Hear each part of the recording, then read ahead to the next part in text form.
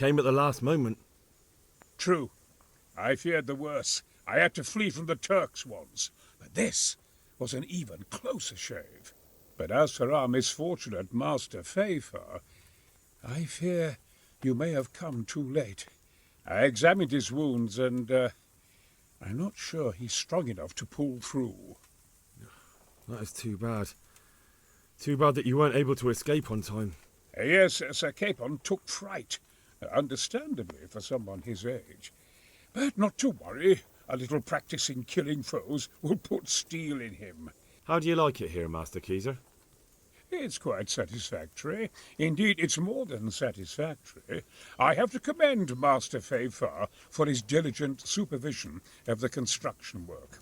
His extensive knowledge of mechanics is proving most useful. He has the makings of quite a competent siege master. I don't think he's yearning to become one. His life's mission has been to manage the mines. We'll see if he feels the same after he has a crack at firing our trebuchet. It's a sight to knock the wind out of any man, especially if he's standing too close. Since Sir Divish's colours still aren't flying over Talmberg, I suppose we'll be attacking. Just so. That Istvand's a stubborn bastard. All right, when do we start? There's no reason to wait. Are you really ready? If you need to rest or anything, we can still wait. You won't have another chance until we've won the day. Or until your final rest. I'm ready. Glad to hear it. We're going to attack on two fronts. The north gate and the west wall, which will scale with ladders. The attack will be split into different stages. Taking the outer walls, the inner bailey, and finally the core of the castle and the tower. How are we going to attack the gate? We'll try to do as much damage as we can with the trebuchet first. Keyser claims he can even hit it directly. Even if that's true, we'll have to charge through a downpour of enemy arrows all the way to the portcullis. Portcullis? Fortunately, it's wooden, so we'll be able to break it down. But dealing with the defense in the bailey won't be easy. And what's the plan for attacking the west wall? First, we have to get men to the wall with ladders, which is no easy matter under fire, so we'll need as many men covering them as possible. As soon as the ladders are in place, our foot soldiers will run up and try to scale the wall. Once a few of them get to the battlements, we should quickly gain the upper hand. How will we take the battlements? Either by scaling the west wall, or our men at the gate will help. If they can break through, that is. And the inner bailey? That will be tough. Even if we get through the gate and into the outer bailey, we're still a long way from victory. The castle is designed so we'll be like hens in a coop to anyone with a bow on the inner battlements. We'll have to either fight our way through, or somehow get around them. What about the living quarters? There, I'm worried most about the hostages. Once we're inside, Istvand will know defeat is inevitable, but we'll still have to fight for each and every room. I think I've heard everything I need to know. Do you want to join the attack on the walls or on the gate? Remember, many of the Skalitz men will follow you. It could make a big difference. I'll help with the attack on the walls. I'm proud of you, Henry. You've changed from an insolent pup into a tough, reliable fighter. And as God is my witness, we will kick those whore sons' arses. A village lad and an old soldier? Istvand must be shaking in his boots. If he's not shaking, then he doesn't know what he's got coming. Just one last thing, though. No matter how good the plan is, something always gets fucked up. Keep your eyes open and take advantage of every chance. Help your comrades, and don't go rushing in where you're outnumbered. We have to take the castle gradually, one position after another. I'll remember that. Good luck to you, stripling. Good luck to you, old soldier. Take care.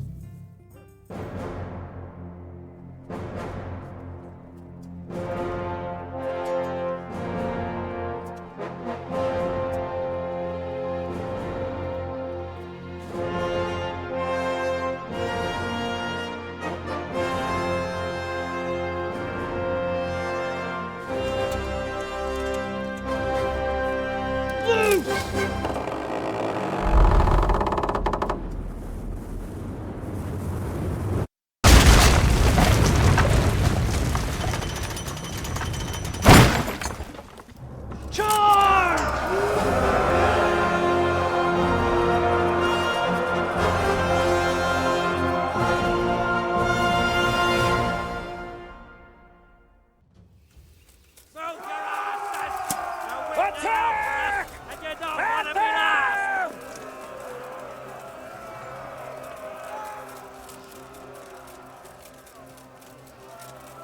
out, for fuck's sake! Cover yourselves! Wait till I raise the ladders!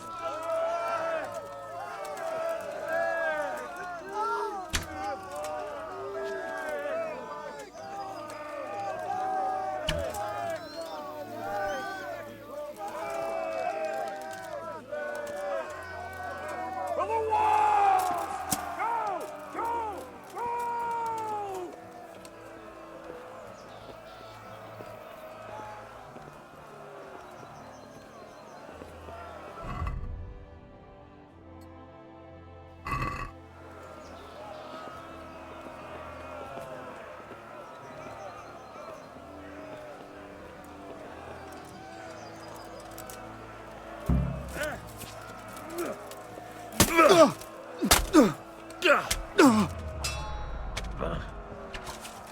Go! Go! Go! Smash them! Clear those battle maps! Smash them!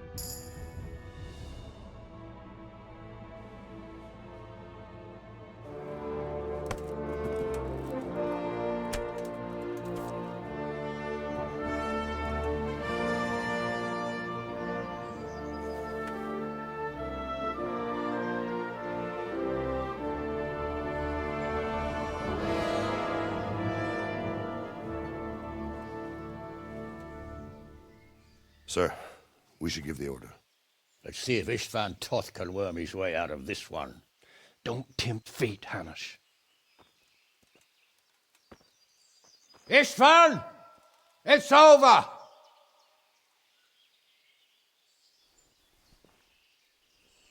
You want us to come and get you? I wouldn't advise that.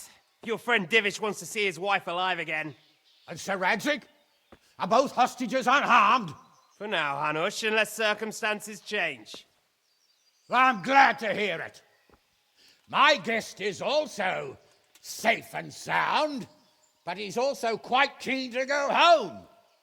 I imagine you feel the same way. It's been a long time since you warmed yourself at your own hearth. I'm in no hurry. I've plenty of supplies here, grand view and excellent company. What more could I want? Your freedom! Freedom? Freedom to get an arrow in the back?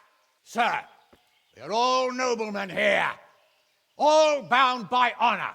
I give you my word as a knight and lord, and that of my companions. If you release Lady Stephanie and Sir Radzig, you may leave the castle with your men and go on your way unharmed.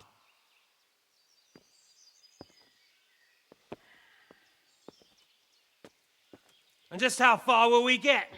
What good will it do me if your men attack us in the woods instead of here? If you give me your word of honor that you will leave and never return, I promise you safe passage to the boundary of this fiefdom. What happens after that is up to you and the will of God Almighty. Very well then, but I want a small safeguard. I'll give you her ladyship, but Radzig comes with me. I'll release him in Skalitz. Out of the question! Is our word not good enough for you? Is mine not good enough for you? I swear I'll release him when I get to a safe distance. I'll go with him, Hanush. Let the Lady Stephanie have her freedom now. Father! Don't worry, son. I trust Lord Toth's self-interest more than his word. He wouldn't be fool enough to harm me. If you're certain, Radzig. Prepare horses and supplies, and tell your men to pull back.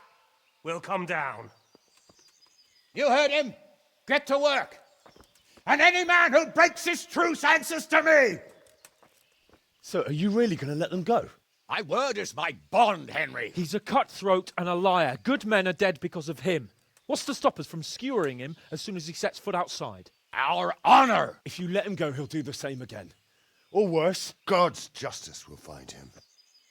And then he'll get a taste of my mace. If we break our word of honor, we have none. And without honor, we are nothing. Never fear. Your father will be all right. We'll hunt down those vermin yet.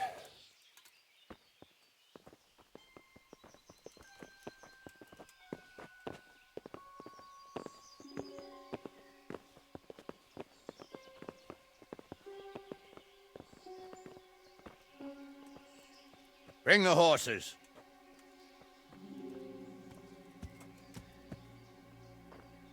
Here she is, as I promised. Not a hair on her head harmed. Divish,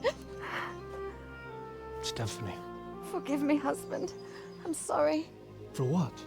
for letting them into the castle. Come now, my dear. You're not to blame. I didn't know who he was. He said he was your friend. Never mind. Did he hurt you? No.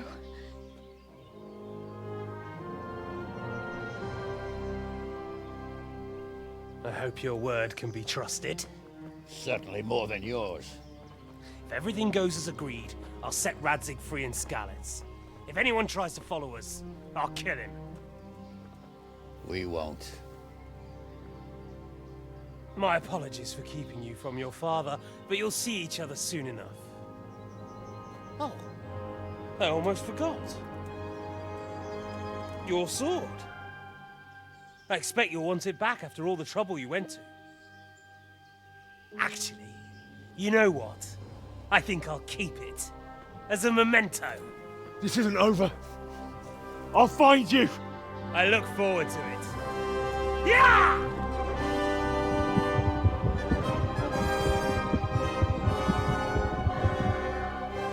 Quick! To the battlements! We have to see which way they go! Oh, they really are heading for Skalitz. Mount up, Henry. You've heard what he'll do if we follow them. We're not going to follow them. We just have to collect your father. Or do you want him to walk back here when they release him?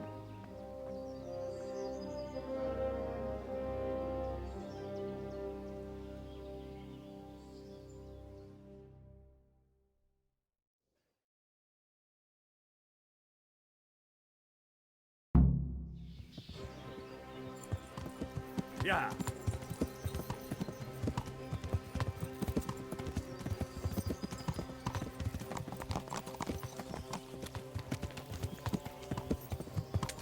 This is quite a turnaround, isn't it? What do you mean? How long have we known each other? A few weeks? Something like that. Before that, I was chasing wenches around Ratte and you were digging turnips. And now look at us. A pair of veterans. I was an apprentice blacksmith, not a turnip digger. Same difference, you silly bugger.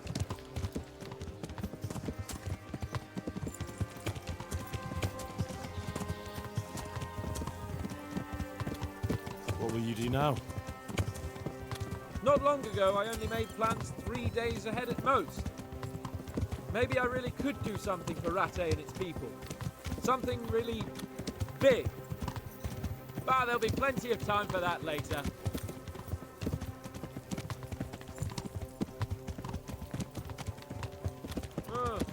What do you think? Will Toth keep his word? He's a noble, right? Yes. So am I. So Radzig will be there.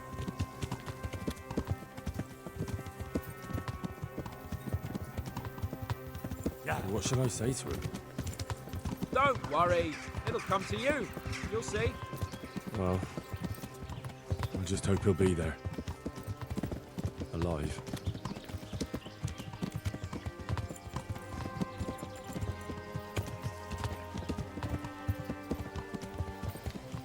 The way you found Toth, sneaking into Brannick all on your own. Well, what I mean is, hats off to you, Hal. You wouldn't catch me doing that. Truth is, I didn't think much about it.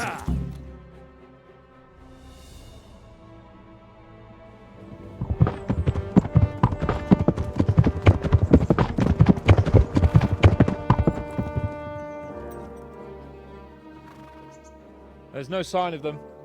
Move on.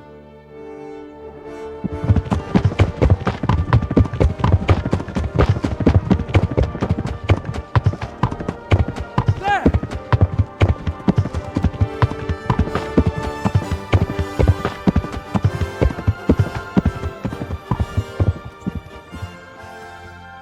I'm glad to see Istvan kept his word, sir. Not half as glad as I am, Your Grace. Well, we kept our word too, and now Toth has had his head start and he's fair game. Which way do they go? To the north, but I would be careful, Sir Hans. Fear not, Your Grace. I've twice as many men as he. Well, I won't keep you any longer. I'm sure the two of you have a lot to say to each other. Let's go!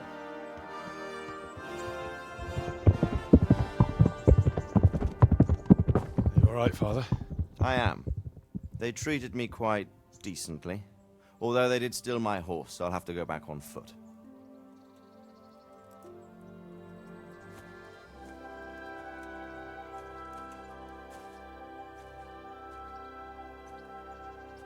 It looks like it's all over. Not by a long shot. It won't be over until we get this mess cleared up. And catch that bastard. How could we let him go?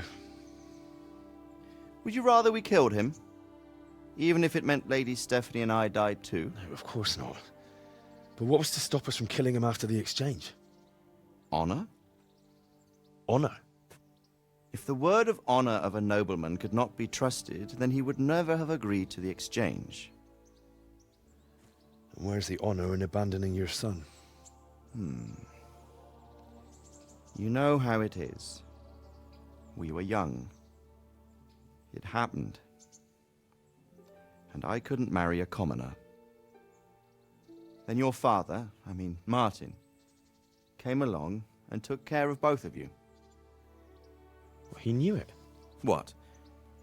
That I was your father? Certainly. He was a great man. He took you as his own.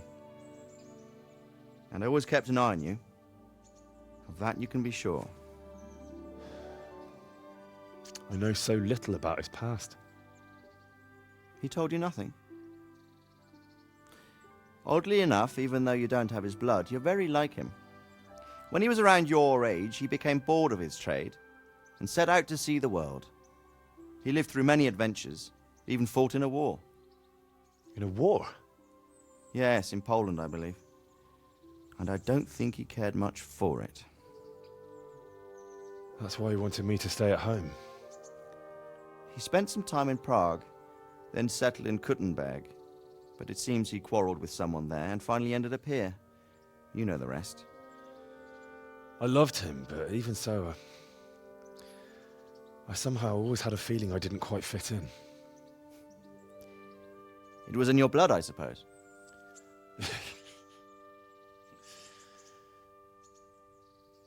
I lost the one thing I had left from him. Your sword. Ah, the sword. It's not my sword. It's yours. For a moment there, it was so near, yet so far. Oh, well, it can't be helped. It was almost within my grasp, but just then I had something else on my mind.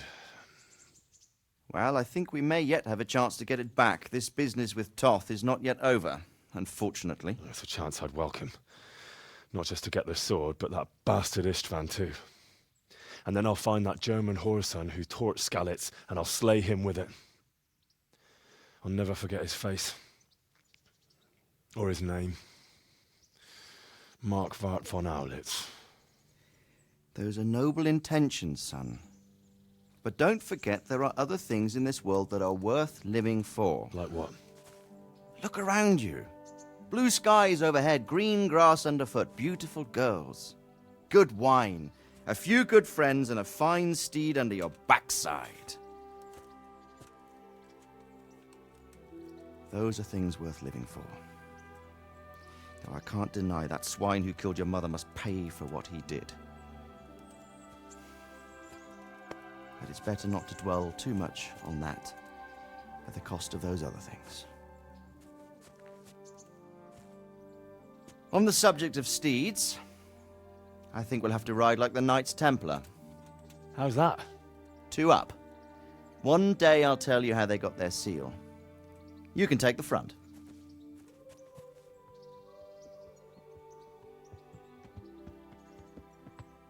It's like I always imagined it would be, teaching my boy to ride. Although it would be better if you were a little smaller. My word, it's all go today, isn't it? I wonder who this is. I think I know. It's Margrave Jobst. The king's cousin? I wonder what he wants. I guess we'll find out soon enough.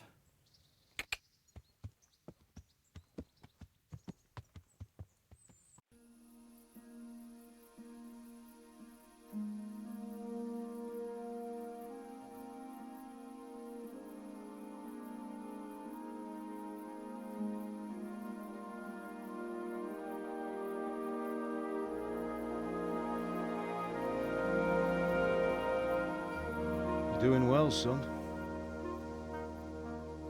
Father. Come now. You know who sired you. That doesn't matter now.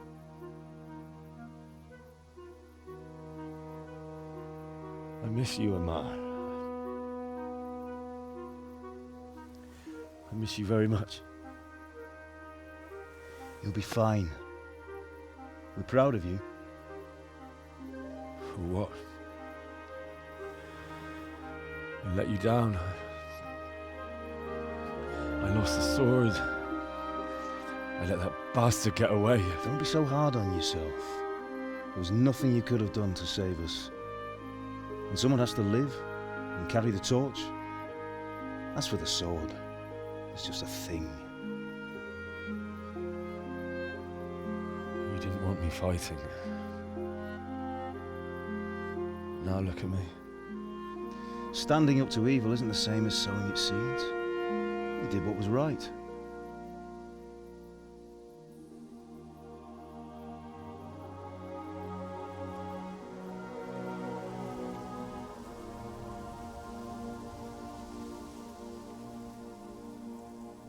I have to leave you now.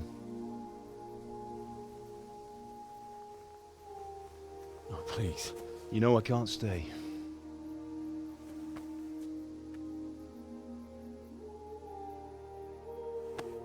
Will I ever see you again? God knows.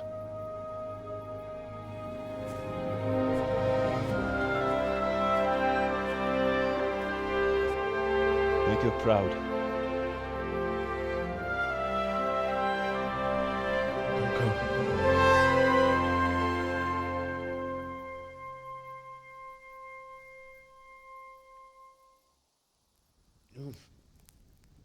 Don't go.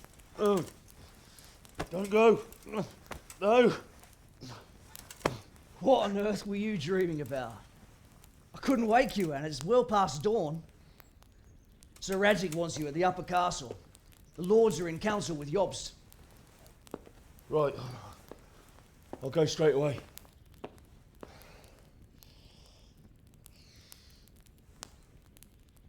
What is it?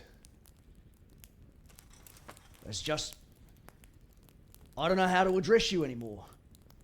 All of a sudden you're Sir Radzig's son, hobnobbing with lords and ladies. And here's me, as common as muck. Oh, give over, you idiot. Do I look like a lord to you? Not really. You're as much a lord as I am a nun. And I've never looked good in a habit. Get out of here! Or I'll have you clapped in the stocks.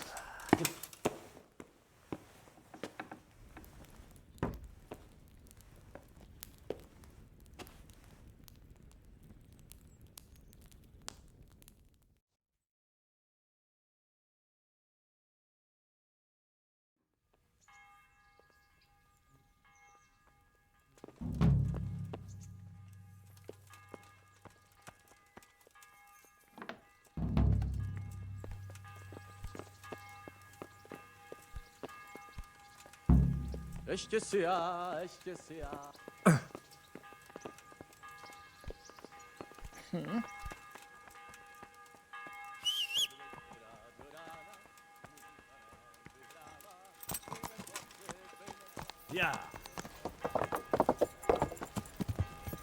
Yeah.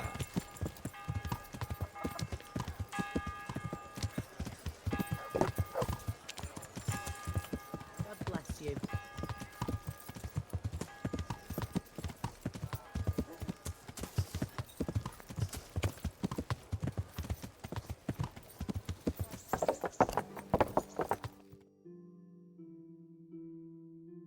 Oh, Hal. Are you going to the meeting with Margrave Jobst as well? I am. What about Istvan? I assume... That we didn't catch him? No. Because if we had, you'd be the first one to know. Have no fear. We'll get him eventually. I hope you're right. Anyway, let's go and see what Jobst wants from us.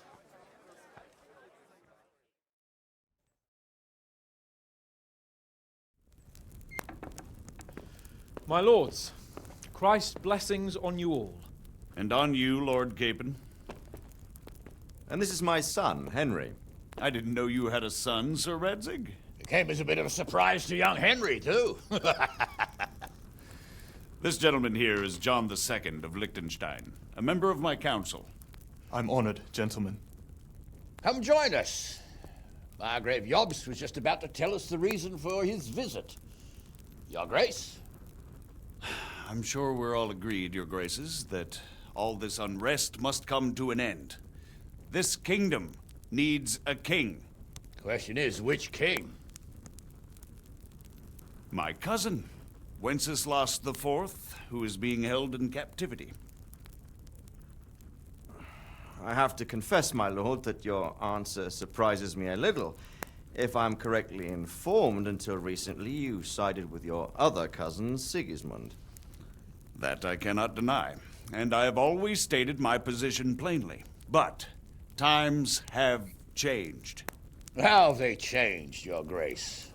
Sir, there is one thing on which we undoubtedly concur, that King Wenceslas, unfortunately, did not inherit his father's gift for governing. Sadly, his failures have cost Bohemia, the nobles, and our whole Luxembourg family a great deal of money and effort. How did the king let it go so far, damn it? It's in his temperament. He cares only for wine, women, and the hunt. A king, in fact, who never wanted to be king. Then why didn't he just let his brother have the crown? Young sir, the crown weighs heavy when there are duties to be performed. But to surrender it means giving up great privileges, too. But he did surrender power to his brother. When things started getting out of hand, Wenceslas appealed to Sigismund for help in restoring order. What, you're saying Wenceslas has invited him here? This is starting to make my head spin. Actually, it makes sense when you think about it. Sigismund wanted to re-establish the power of the whole House of Luxembourg. He thought if he helped Wenceslas win the imperial crown, in return his brother would help him become the king of the Romans, and leave the actual reign of Bohemia and the empire to him. Sigismund would govern, while Wenceslas could carry on doing what he was best at, enjoying the life of the imperial court. Why wasn't Wenceslas crowned Holy Roman Emperor long ago? He was already elected king of the Romans. All he had to do was go and let the Pope put the damn imperial crown on his head. Who knows? Maybe he'd prefer hunting and consorting with bathhouse wenches to spending time with the Pope. Well, so would I must admit. Sigismund's plan seemed sound enough, but it didn't quite work out, did it? It worked for a while. He and his brother reached an agreement. Sigismund took over administration of the kingdom and began planning Wenceslas's journey to Rome for the imperial coronation. But then Wenceslas realized he would just be a puppet with a crown. I must say, Margrave Jobst, Wenceslas and Prokop behave rather like naughty children in need of a good clout about the ears. Sigismund would agree. He was already planning his rule of Bohemia, and all of a sudden, the rug was pulled from under him. I'd say he lost his patience and decided he'd drag Wenceslas to the coronation kicking and screaming if he had to. Just like a naughty child, as you say. So he abducted him and your brother Prokop too, if I heard correctly. Correct. And you helped him do it, if I heard correctly. Yes, Your Graces, it's true. I was there when Sigismund abducted Prokop. I thought everything could somehow be settled, that we could make my brother see sense. But Sigismund just wanted to put an end to the dispute once and for all, whatever the cost. There was nothing I could do to stop him. And that's one of the reasons why I'm here. The worst of it is that it was all for nothing. Instead of putting a stop to the revolt, it escalated it, and the result is this chaos we have today. That's true enough, sir. But I must admit now, I'm not sure what your position is.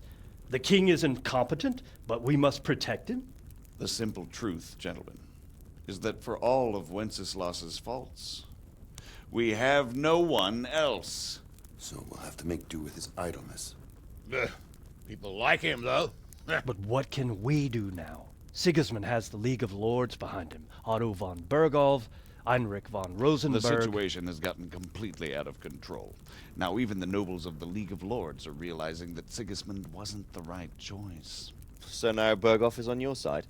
Are we to assemble an army together with him and face Sigismund on the field of battle? We're not in Hungary now. Such affairs may be settled elegantly, without unnecessary hostilities or expenses. I have negotiated an alliance with the Hungarian bishops, the Polish, and of course the Czech nobility, against Sigismund. Every day he is losing the ground under his feet, and that's why I need your help too. What kind of help, though? Sigismund has a massive army, and Rosenberg, Berghoff, and Prague are behind him. Do you have an army you could face him with? But that's not what I mean at all. There's been a revolt against Sigismund in Hungary, partly due to my efforts, and now he'll have to choose whether he wants to gain the Bohemian crown, which is a very risky enterprise, or hold on to the Hungarian one. He can't have both. And there's a tough struggle awaiting him in Hungary. I'm not sure he'll win, and Rosenberg and Berghoff know it too. They're not stupid. If the Bohemian nobility stands together, they will turn. We are men of little consequence, Margrave. Radzig here lost everything because of his alliance with Wenceslas. Sir Divish came within a hair of the same fate. Even Rattay is defenseless against Sigismund and the League of Lords. What's more, your grace, King Wenceslas languishes in captivity in Vienna. He can't rule too well from there.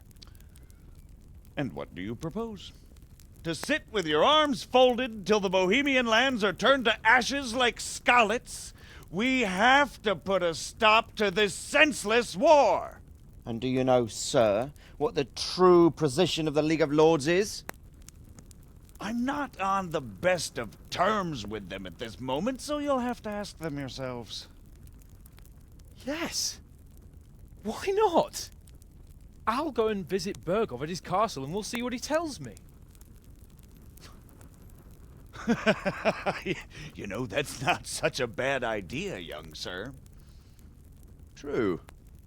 Though a little risky. I doubt Berghoff would harm a blue-blooded envoy. And you can find out what he has to say about developments and what the League of Lords is planning. Then we'll decide what to do next. I'll help you compose a letter to him. I'd like Henry to come with me.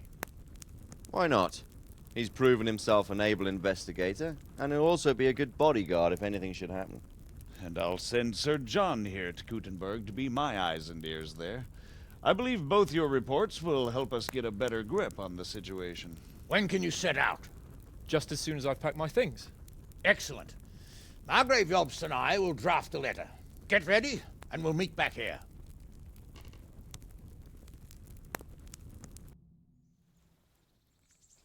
I expect it would be best to write it in your name as Lord of Lipa.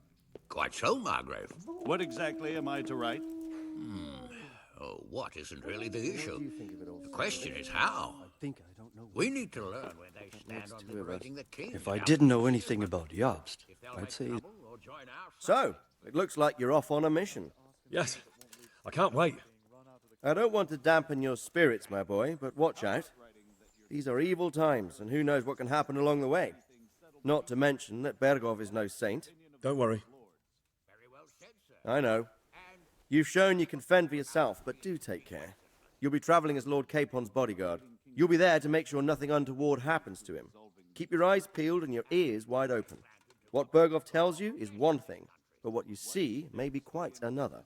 Rest assured, Father. And don't get embroiled in anything else. Just hand over the letter, hear out his reply, and return. Yes. Very well. Bergov is at Trotsky Castle. I think you'll find it quite an eye-opener. It's one of the finest castles in the land. It's 3 days' ride from here, so unless you hit a snag along the way, you'll be back soon enough. Any questions? I'm getting a bit lost in the Luxembourg lineage. It all seems a bit too tangled. The Luxembourgs have ruled the Empire and Bohemia for almost 100 years now. Emperor Charles brought this land to prominence. When he was in power, things had never been so good.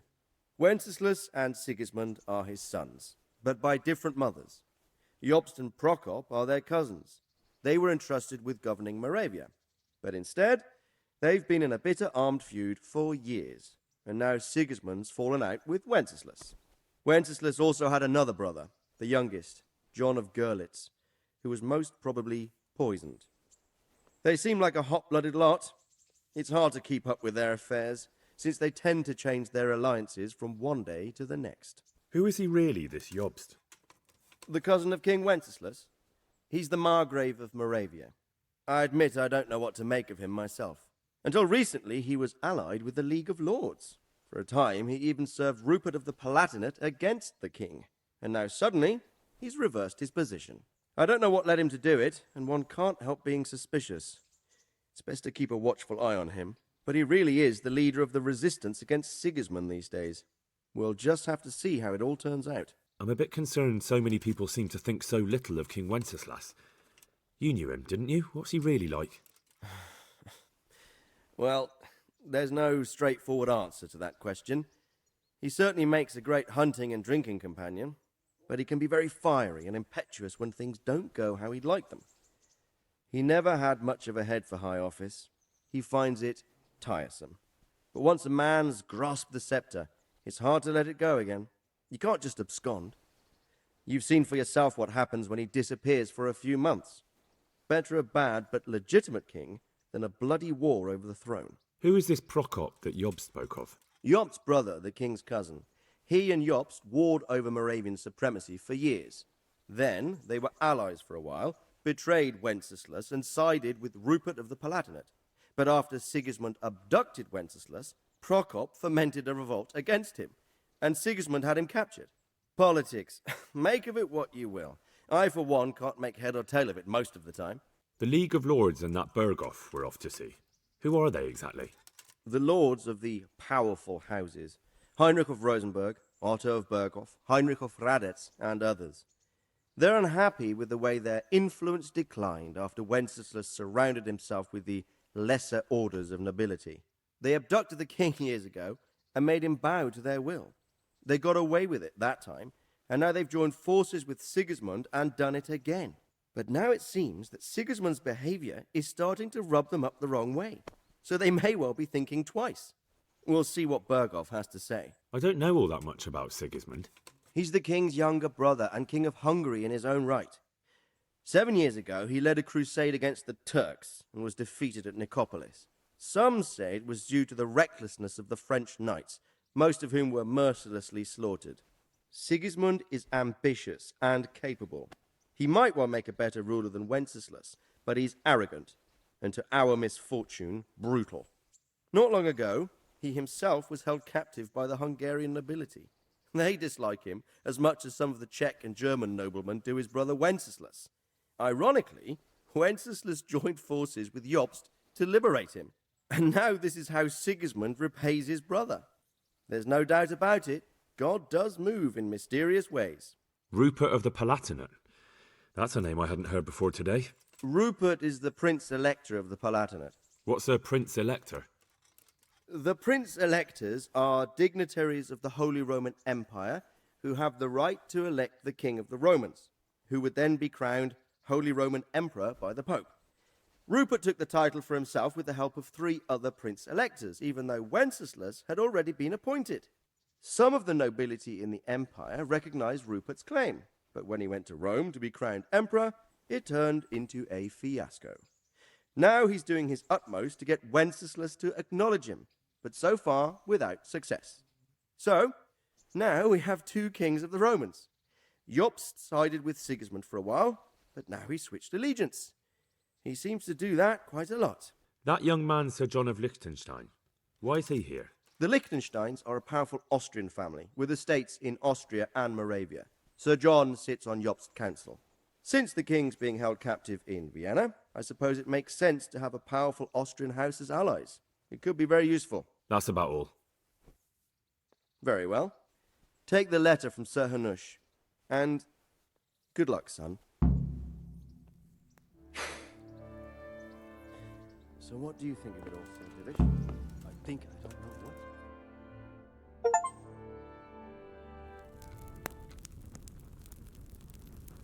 what. I believe we have written it well, gentlemen. Without a doubt. No one could deduce from this whether we are Sigismund's allies or foes. I must travel back to Brno now, but soon I will go to Brandenburg and I will stop here on the way back. By then, Sir Capon should be back and we can discuss how to proceed. Right. Before you leave, my lord, there is one thing that gives me no rest. Why did Sigismund come as a foe? It makes no sense. If I may, sir, I think I can explain. Oh, please enlighten us, young sir. I live not far from Hungary, where Sigismund reigns. It is a savage country, and the constant war with the Turks has hardened the people. They need a monarch with an iron hand. So when Sigismund felt the wind of revolt, he reacted as he would at home. Only what works on the Hungarian nobles does not work here in Bohemia. Bringing order is one thing, but slaughtering and pillaging with a horde of barbarians quite another. What purpose does that serve? But Sigismund did give the Bohemian nobles a chance to take his side. It was only when they refused his ultimatum that he lost patience and took to the sword. As for the barbarians, he could afford nothing better. The Hungarian nobility would gain nothing from joining his campaign in Bohemia. He didn't have enough coin for a regular army, and so he recruited the Cumans. What he does not pay them, they make up for in plunder. But in the end, he didn't have enough to even satisfy the Cumans. That's why he raided Kuttenberg and Skalitz. He wanted the silver. That makes sense. My lords, how's the letter coming along? It's done. Then we can be on our way. Now remember what we said, boy. All you have to do is deliver the letter, listen to the answer, and come back here. Don't provoke Berghoff in any way. Provoke? Me? Never, Uncle. We'll be back in a few days. Farewell, your graces. Come, Henry, my men are waiting. I wish you Godspeed.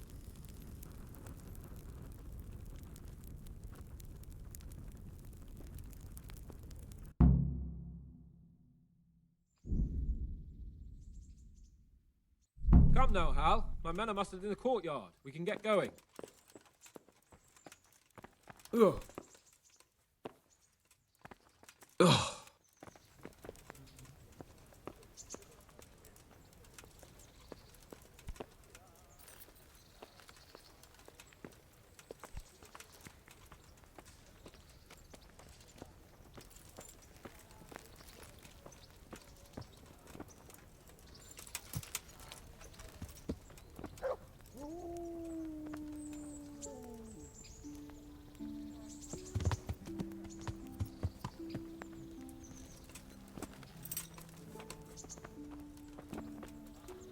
So, can we set off now, Henry? Of course. I can't wait. So, to horse! The Lord of Berghoff is bound to be waiting as eagerly.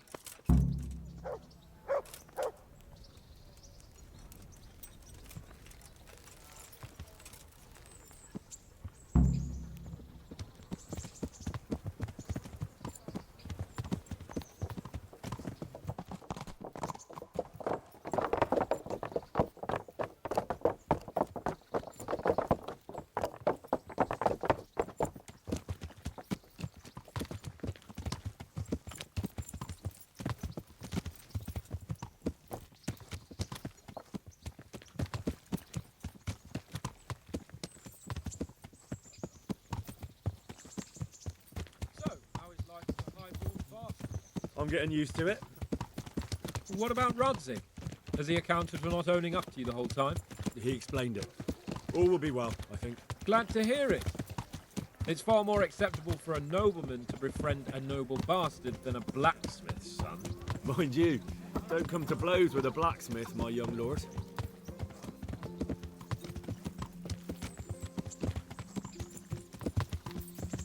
What do you think about Sir Jobst and his plan?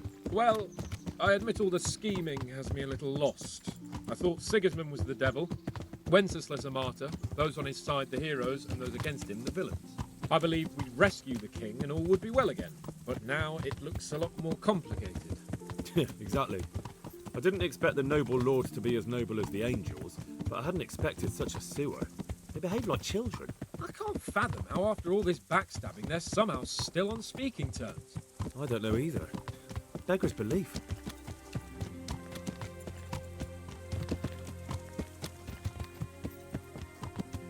Did you know that King Wenceslas is such a... Feckless drunkard?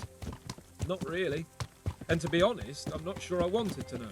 I slept better believing my fate was watched over by a wise and powerful monarch. So did I. What a dismal world when you can't keep trusting your own king. On the other hand, times were better with him here than with him gone. Isn't that the truth?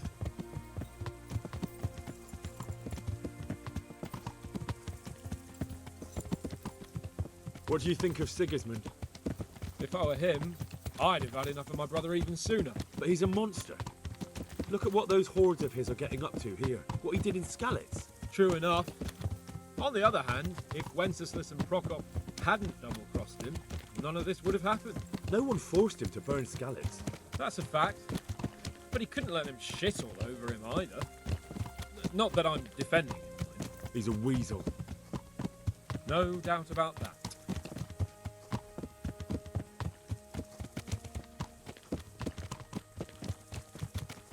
Do you know anything about Prokop? Ha! Sir Hanush could tell you a thing or two about him. Why?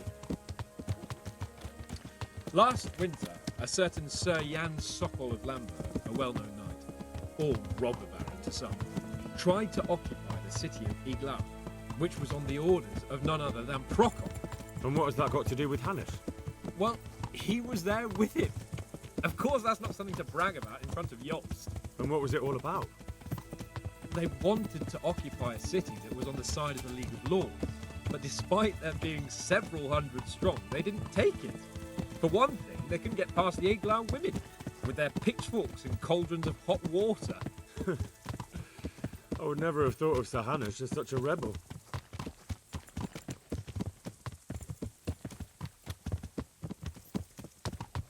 And have you heard anything about Rupert of the Palatinate? A little.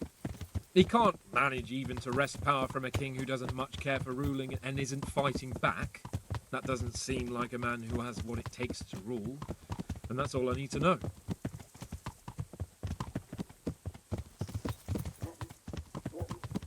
Yeah. And that Berghoff we're going to see, do you know anything about him? I haven't heard much good about him, but I have a feeling that some other nobles are quite in awe of him. And his castle is apparently quite impressive. I'll be interested to see for myself.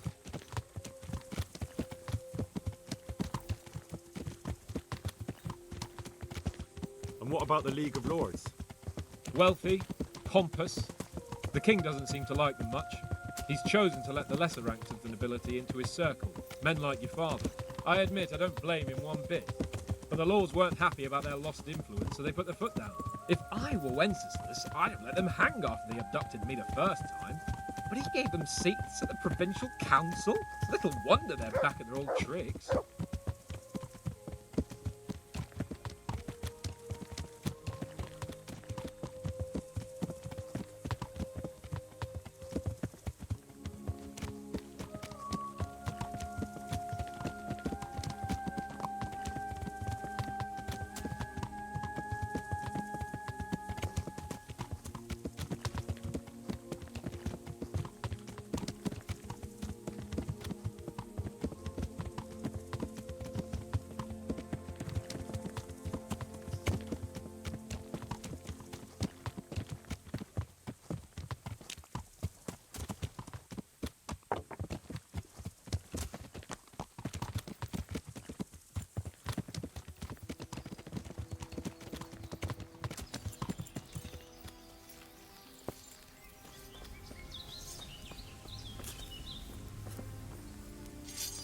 How about it, Henry? Can we go? Are you ready for this?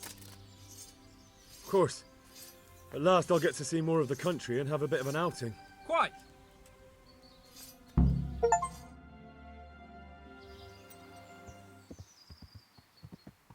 Let's get to it then. I finally have the feeling we're doing something worthwhile. We're helping to save the king.